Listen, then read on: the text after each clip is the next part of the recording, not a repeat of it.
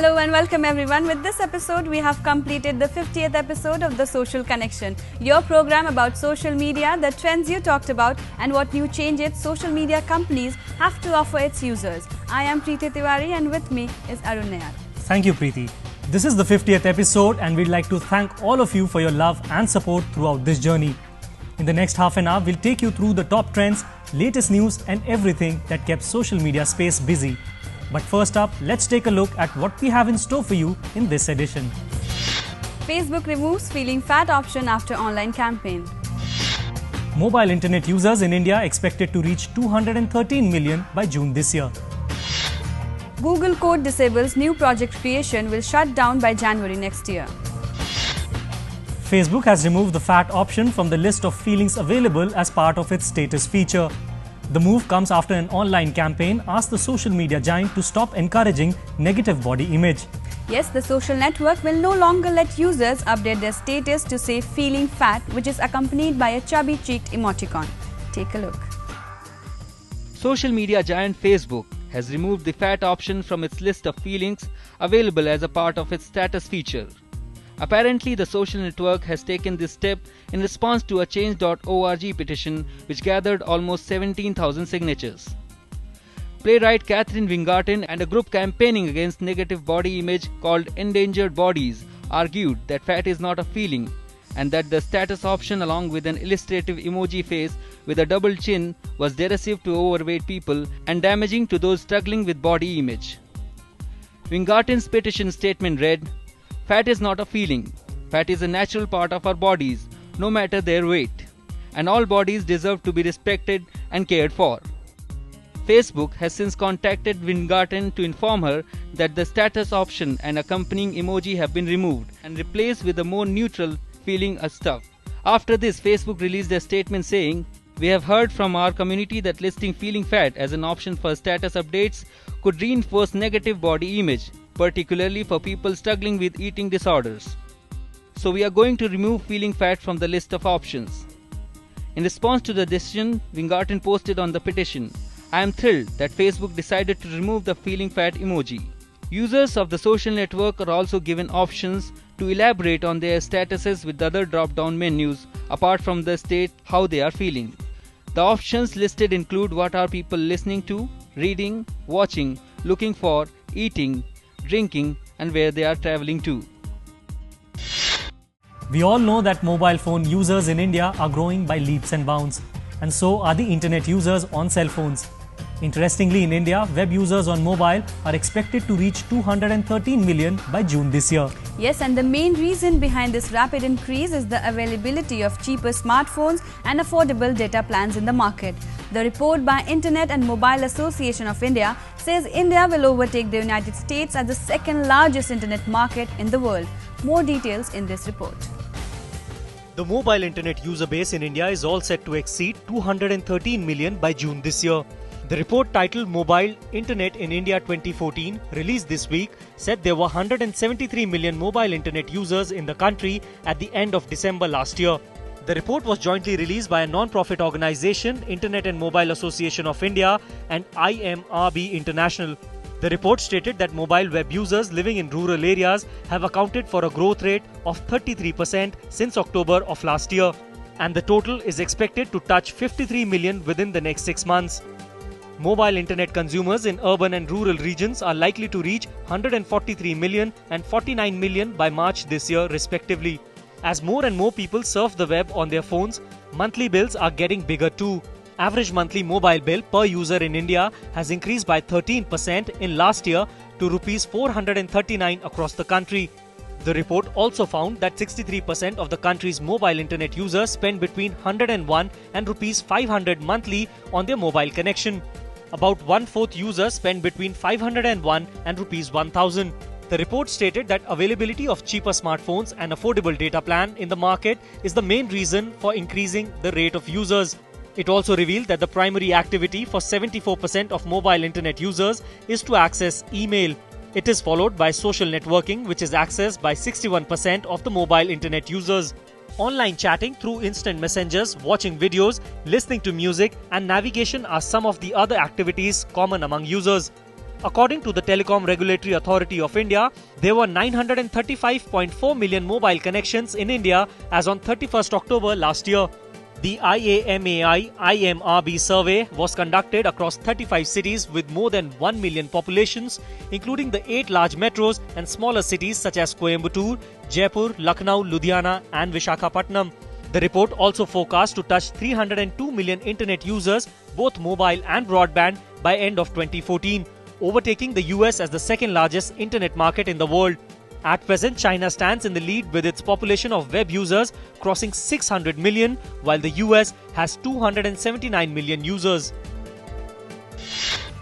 Google Code is set to join the list of Google's projects that have been consigned to the dustbin of history.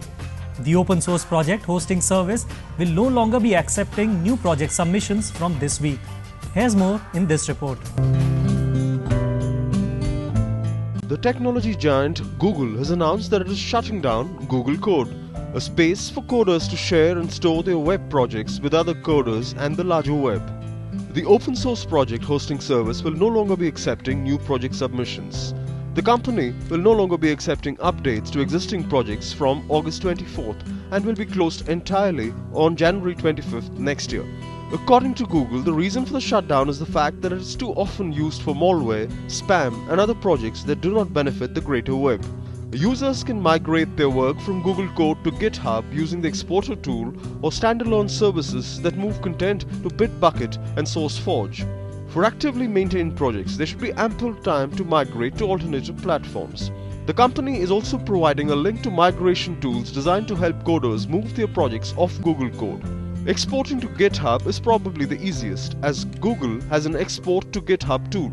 SourceForge has an import from Google Code feature, and there are also standalone tools for migrating to Bitbucket. Google says that it will allow tarballs of projects including source code, issues list and wiki pages to be downloaded through the end of 2016. However, after that it seems that the projects will be no more.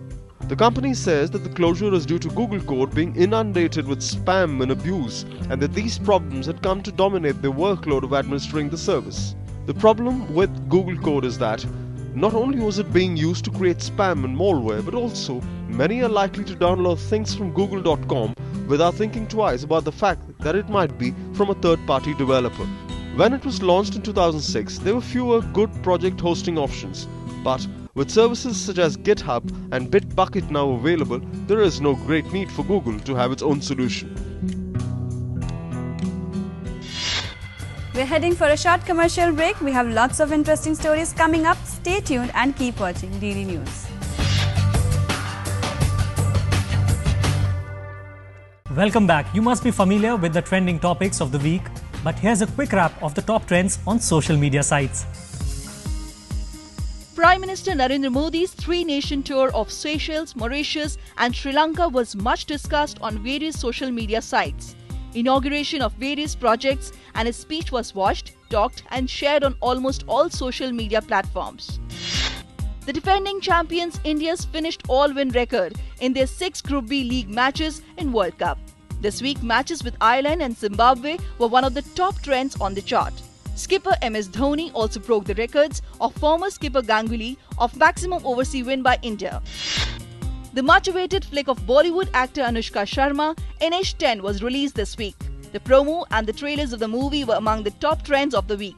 The cast includes Anushka Sharma, Neel Bhupalam, Darshan Kumar, Ravi Chankal, Deepti Naval and others. Motorola, one of the major mobile manufacturers, launched the second-generation version of the popular model Moto E. The launch by the company was liked and shared on various social media sites. The leading tech company Apple launched its watch. Apple Watch gives a complete picture of your all-day activity. The company says it's also an advanced sports watch, giving you real-time stats for a variety of the most popular workouts. Google began rolling out a 5.1 Android update to various mobile companies.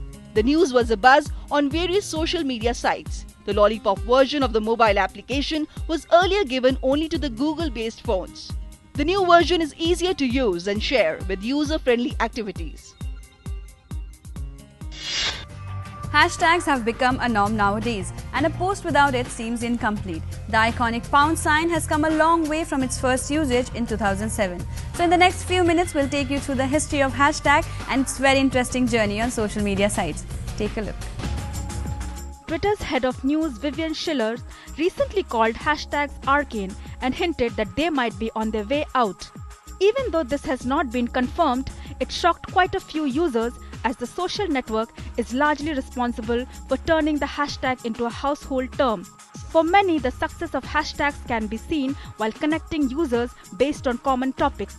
This by far has been one of Twitter's biggest strengths. The iconic symbol was first proposed to be used for Twitter in August 2007. Ironically, it was suggested by a man who was not even a member of the company, Chris Messina. Messina pitched the pound sign to guide conversations into groups. It was a new concept and had very few takers. Most people didn't believe it would ever catch on. Even Twitter's co-founders Ev Williams and Biz Stone didn't like the idea. After all, how would have a simple pound sign helped? A while later, in October 2007, hashtag San Diego fire caught on the microblogging site when Nate Ritter broke the news using the hashtag. The incident brought the symbol into limelight. However, it was not before July 2009 that Twitter officially embraced the sign by automatically linking anything that succeeded it. Several other social networking websites joined the hashtag brigade, with Instagram leading the pack in January 2011. By then, the character had emerged as the rising icon. Audi fueled its usage further when it premiered its first Super Bowl commercial with the hashtag Progressels. The ad was designed specifically for the game, but the car company used the hashtag for its promotion for most of 2011. Audi's senior social media manager, Andy White, noted that while YouTube played an important role for the company, Twitter served as the best tool to reach out to people and respond in real time. However, the biggest turnaround came when Twitter became synonymous with the Arab Spring in the springs of 2011. Hashtag Bahrain came to be one of the most used hashtags of all times, being able to share an immense amount of uncensored information throughout social networking sites contributed to the cause of many Arab Spring activists. In countries like Egypt, Tunisia and Yemen, protests were organized through Twitter and Facebook by quickly disseminating information to various groups. The figure became familiar in usage and was beginning to be used on a large scale globally. In the same year, Google Plus began linking its posts through hashtags in October. By then, the symbol had become so popular that Twitter aired its first TV commercial highlighting it. Its popularity reached greater heights in 2013. Video sharing site Vine launched its hashtag support, and Super Bowl used its successfully tried and tested formula, a hashtag, in half of its advertisements. This was followed by a series of hashtag adoptions by social media platforms like Flickr, iOS app, and Facebook. Hashtag classic. By the way, did you catch last week's episode of Duck Dynasty? Hashtag quack quack. Nah, lately I've mostly been watching Netflix. The famous Jimmy Fallon and Justin Timberlake spoofs on the overuse of hashtags stole the show in September, and finally in November last year, Twitter in its IPO proved the power of the hashtag. Whether or not the hashtag is being phased out by the network itself, users clearly still appreciate its value. It is more likely to evolve alongside social media as it has now over the last 5 years. For now, the icon is telling stories of the big moment in history, and we are all happy to be part of it.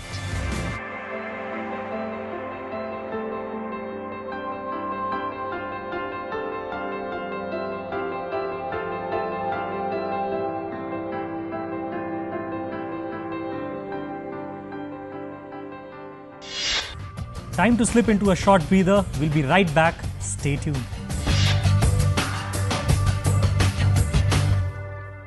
So, are you addicted to watching videos on planet's largest video site? Well, you are about to get even more glued to YouTube, as the Google-owned video site has now announced that it has added support to upload 360-degree video shots from a selected list of compatible cameras. If you picked up a camera that captures video in 360 degrees, sharing that footage just got a little easier.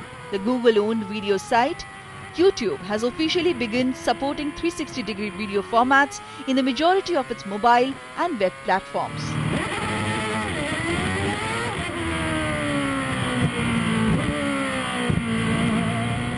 It is a smart move, especially considering the growing interest in content-starved virtual reality platforms.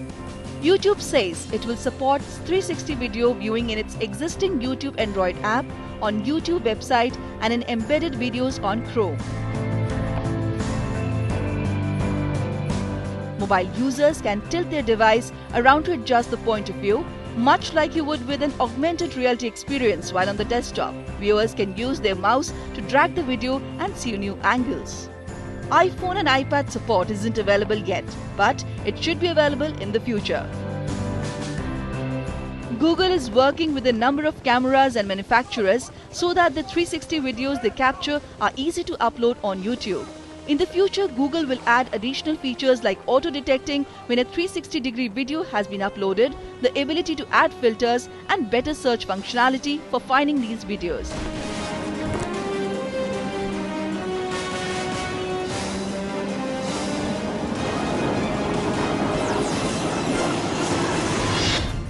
Microsoft presented a unique digital album for Real Madrid fans to rally support for their team.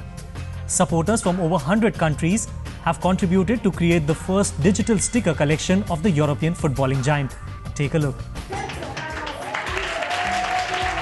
Microsoft presented the fan sticker album this week, the first digital sticker album where Real Madrid fans from around the world are in control.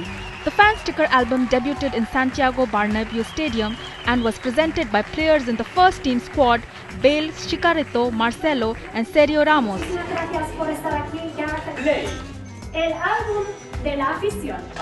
With the goal shared by Real Madrid and Microsoft, technological partners of the club, of placing supporters in the center of the sport experience has had the participation of thousands of Real Madrid fans from 118 countries who showed their passion for Real Madrid by uploading photographs during 2 weeks on www.connectyourpassion.com.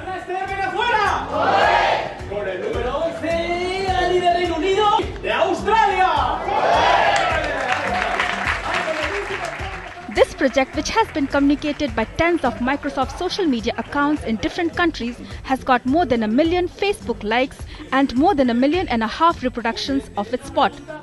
Microsoft and Real Madrid chose among thousands of participants the 12 stickers that showed best when Real Madrid values are. The creator of the selected images, everyone from different countries had a chance to speak with Bale, Chicharito, Marcelo and Sergio Ramos about the current situation of the team using Skype video conference.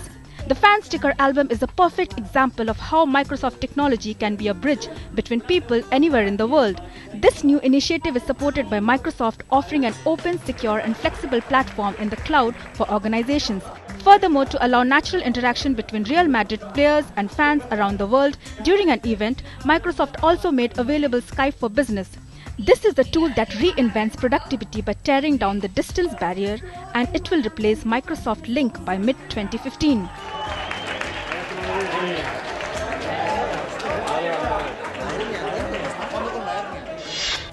Well, it's time to see all the feedback that you sent in on Twitter, Facebook and YouTube.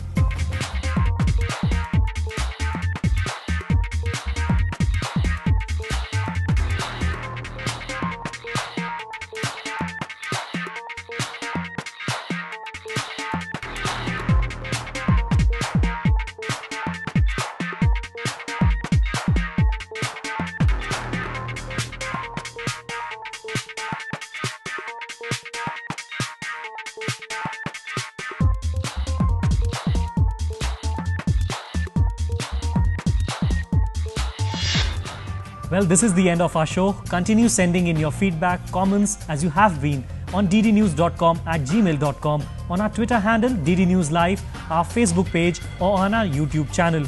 Yes, but before we sign off, we would like to again thank you and promise you more interesting stuff from the world of social media. Right now, we'll leave you with an interesting video. See you again next week. Thank you and goodbye. Goodbye.